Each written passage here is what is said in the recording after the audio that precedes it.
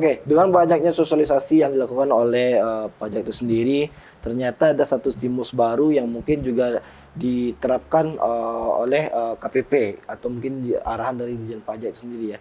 Dan mungkin bisa dijelaskan Pak, kan ibaratnya sekarang banyak milenial yang melek akan digitalisasi gitu. Semuanya udah serba digital gitu. Iya. Nah, mungkin apakah ada strategi dari KPP sendiri terhadap era digitalisasi ini? Baik, ya. Oke, terima kasih Mas Aam. Jadi kalau cerita itu kan saya orang lama ya. Saya orang lama yang termasuk juga gaptek gitu ya. Memang termasuk yang agak gampang mengikuti kemajuan ini kan gitu kan. Tapi kan dipaksa ya, dipaksa oleh kemajuan modernisasi ya.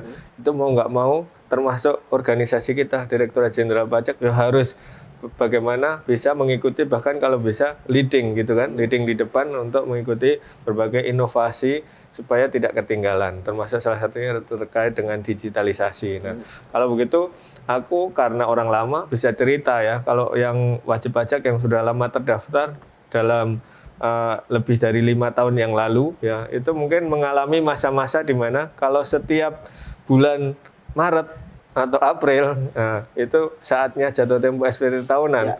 Nah, itu kantor pajak di mana-mana itu nyewa tenda.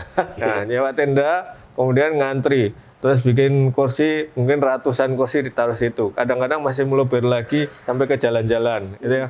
Itu kan luar biasa, energinya luar biasa, masyarakat juga sulit gitu ya. Nah, itu sehingga kita mulai berpikir bagaimana caranya supaya orang tidak harus datang ngantri berdesak-desaan. Nah, sekarang kalau Mas Aam datang ke kantor-kantor pajak dimanapun boleh dilihat antriannya ya mungkin seperti bank lah ya. Tetap ada, tetapi masih wajar gitu ya. Karena apa? Kita hampir semuanya layanan terdigitalisasi ya, seperti itu ya. Mulai dari pendaftaran NPWP ya, itu tidak perlu datang, bisa register online gitu ya. Tinggal upload KTP, ngisi registrasi beberapa data, selesai, nanti udah datang sendiri di akun kita ininya gitu ya, kecuali pengen cetakannya bisa diambil, kalau nggak dikirim lewat pos gitu ya. Semua layanan termasuk melaporkan SPT tadi ya, melaporkan SPT, membuat SPT biasanya juga ribet, banyak sekarang DCP online ya, akun kita ada, riwayat kita ada. Kalau dulu SPT kita yang manual ya, halamannya banyak ya, kadang-kadang hilang ya kan, nyelip di mana gitu, kita bingung. Kalau sekarang kan dengan digitalisasi, dengan layanan SPT online, itu semua SPT-nya tersimpan di situ ya, dari riwayatnya. Jadi kita bisa lihat, oh kemarin kita punya harta berapa sih, sekarang tambahnya apa ya.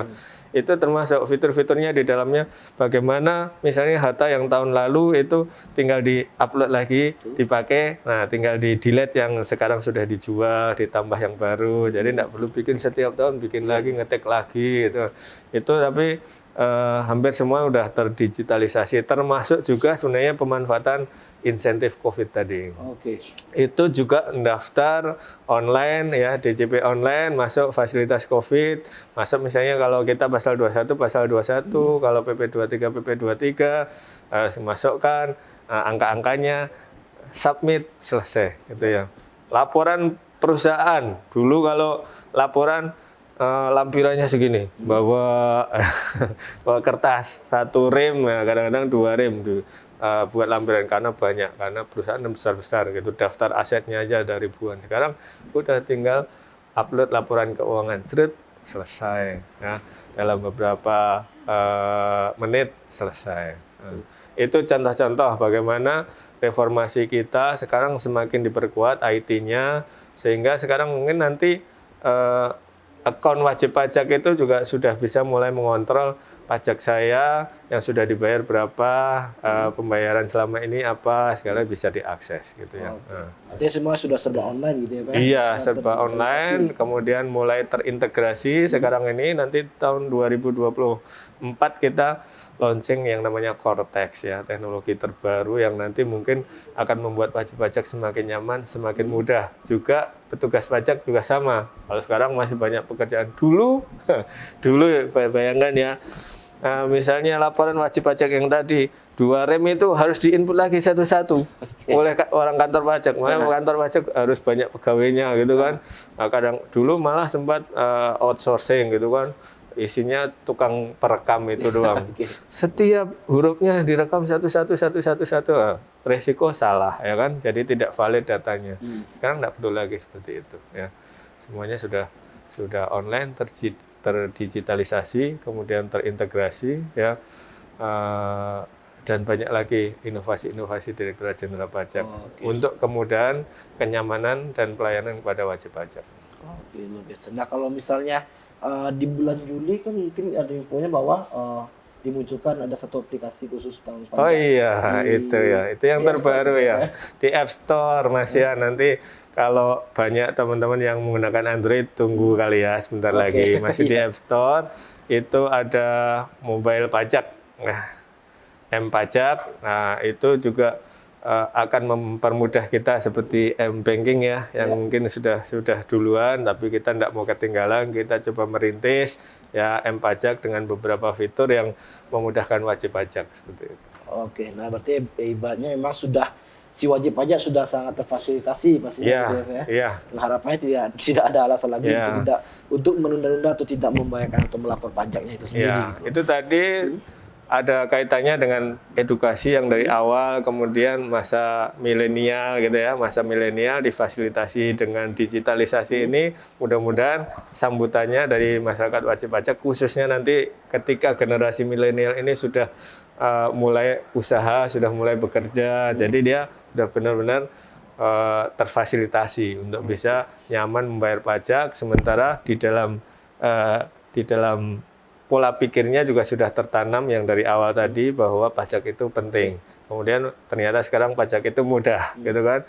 Jadi semua bisa, mudah-mudahan tadi permasalahan terkait banyaknya yang belum lapor, banyaknya yang belum bayar sesuai dengan fakta sebenarnya itu sedikit demi sedikit bisa teratasi sehingga akumulasi penerimaan pajak kita semakin bertambah. Gitu. Pendapatan negara pasti meningkat ya, negaranya makin maju ya. Oke. Dan tadi Pak juga sempat bilang bahwa nanti juga ada peluncuran core tax gitu ya Pak. Dan mungkin apa target perpajakan yang lain gitu Pak? Maksudnya dalam beberapa waktu ke depan akan melakukan hal apa aja, mengingat sekarang juga masa pandemi gitu ya. Iya. Apakah ada strategi khusus untuk KPP Pratama Pilar 1 yang akan dilakukan ke depannya gitu Pak? Oke. Jadi pertama kita sama-sama berdoa ya supaya pandemi cepat berlalu ya kan, sehingga kondisi normal lagi. Nah, begitu kondisi normal lagi kan usaha-usaha yang kemarin mungkin sempat tutup sementara atau turun itu diperkirakan akan mengalami kenaikan ya. Diperkirakan akan mengalami kenaikan. Nah, kita KPP pasti harus menangkap momentum kenaikan itu supaya wajib pajak tetap terfasilitasi ya. Tetapi hasil ekonomi dari kenaikan misalnya omset wajib pajak itu tetap tertangkap oleh pajak dan seperti itu. Betul. Jadi target ke depan hampir pasti tahun 2021 kemarin Pak Jokowi juga sudah menyampaikan dalam RAPBN ya, nota keuangan yang dibacakan tanggal 16 kemarin naik lagi kan, targetnya naik lagi karena diperkirakan COVID sudah mulai teratasi. COVID sudah mulai teratasi, usaha-usaha mulai tumbuh, bisnis mulai berkembang, pariwisata. Nah, berarti kita bagaimana menangkap peluang itu supaya tidak lolos gitu, supaya tidak miss ya. Udah pasti strategi kita selalu ada intensifikasi ya, ada ekstensifikasi. Intensifikasi itu lebih merefer kepada bagaimana kita memanfaatkan data-data yang sudah ada di dalam database pajak terhadap wajib pajak yang sudah terdaftar. Jadi misalnya Mas Aam sudah terdaftar, sebenarnya benar apa enggak sih laporan Mas Aam nih? Nah, ini kan kita lakukan pengujian gitu ya. Dari mana? Mungkin konfirmasi ke perusahaannya, konfirmasi ke tetangganya, gampangannya lah gitulah misalnya gitu. Tapi kita sebenarnya sudah punya database yang cukup komprehensif untuk bisa menguji laporan dari wajib pajak. Nah, kemudian yang kedua yang ekstensifikasi itu kalau ada usaha-usaha baru yang tadi, misalnya setelah COVID ternyata ada pada bikin bisnis-bisnis lagi, mulai jalan-jalan lagi. Nah itu kita tangkap misalnya dengan bekerja sama dengan dari Dinas Perizinan. Kalau di Pemdas ini ya, ada DPM PTSP, itu setiap izin kan melalui situ. Nah kami kan bekerja sama dengan mereka sehingga tahu siapa saja nih yang buka rumah makan baru, yang buka kafe baru, yang ekspor ke mulai jalan ekspornya. Nah itu data-datanya kita kumpulkan, juga sinergi dengan misalnya bea cukai, siapa saja yang ekspor, siapa saja yang impor. Nah itu untuk menjaring wajib pajak. Jadi 2 yang sudah terdaftar kita uji benar atau tidak, kita awasi secara detail. Yang baru kita tangkap peluangnya, kita fasilitasi dengan NPWP lebih mudah, pelaporan lebih mudah supaya mereka pajaknya tersampaikan ke negara, gitu. Oke. Dan pastinya sekali lagi mungkin himbauannya adalah jangan takut akan pajak gitu. Iya, karena nggak ada lagi istilahnya kalau di Amerika sudah itu ya, yang pasti itu hanya 2, satu kematian, 2 pajak, gitu kan? Nah, pajak itu lambat laun pasti akan mendatangi Anda. Kan? Kalau di sana, ya. Itu dari awal nggak takut karena ya di negara-negara yang akhirnya bisa maju itu sumber utamanya tadinya dari pajak. Oke, luar biasa. Terakhir Pak. Makanya kita ada tagline ya, pajak kuat Indonesia maju. Pajak kuat Indonesia maju. Iya. Oke. Luar biasa. Dan pastinya pajak AKPP bersama Nagari TV akan menjangkau lebih dekat untuk masyarakat Kota Padang yang belum melapor pajak gitu ya. Siap ya. Kami akan melayani tapi juga sekaligus mengawasi ya. Oke, siap. 2 tugas bareng-bareng kita laksanakan untuk negara supaya negeri ini bisa tumbuh lagi, bisa bangkit lagi pasca pandemi ya, pajaknya nambah ya, operasional negara nambah lagi ya, jadi bisnis lebih maju juga, masyarakat lebih maju, lebih bahagia, sejahtera gitu ya. Oke. Oke, terakhir mungkin apakah ada sosial media atau mungkin pelayanan yang diberikan kepada warga Kota Padang di KPP Pertama 1 gitu Pak? Mungkin bisa diberitahu gitu Pak.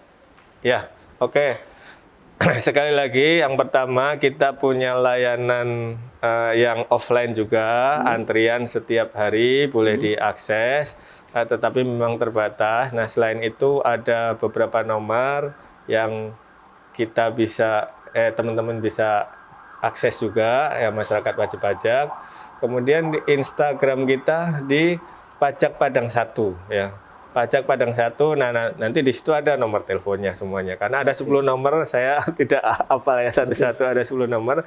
Tapi kalau kering pajak ya, yang level nasional, yang di Jakarta, yang buka dari selama jam kerja dan siap dilayani oleh mereka yang profesional di situ, itu 1.500-200. Nah, itu gampang dihafal. 1.500-200, Instagramnya Pajak Padang 1. Silahkan diakses dan mari kita bersama-sama membangun negeri ini dengan pajak Anda. Sekecil apapun kontribusi Anda berharga bagi negeri ini. Terima kasih. Luar biasa. Dan kita juga mengucapkan terima kasih buat Pak Agus yang sudah menyempatkan waktunya. Terima kasih juga Mas Am. Semoga apa yang kita bahas tadi tersampaikan untuk pemirsa Nagari TV semua. Jadi ibaratnya kita pengen Indonesia sama-sama maju. Karena salah satu kekuatan negara, pendapatan negara itu adalah dari pajak. Oke, saatnya kita dari tim Nagari TV juga pamit. Saya Am Khalid pamit. Beserta tim dan kru yang bertugas juga pamit. Jangan lupa saksikan Baskol setiap hari Senin jam 3 sore di Nagari TV. Jangan lupa juga untuk follow dan subscribe media sosial kita yang ada di bawah ini. Saatnya kita pamit. Assalamualaikum warahmatullahi wabarakatuh. Sampai jumpa.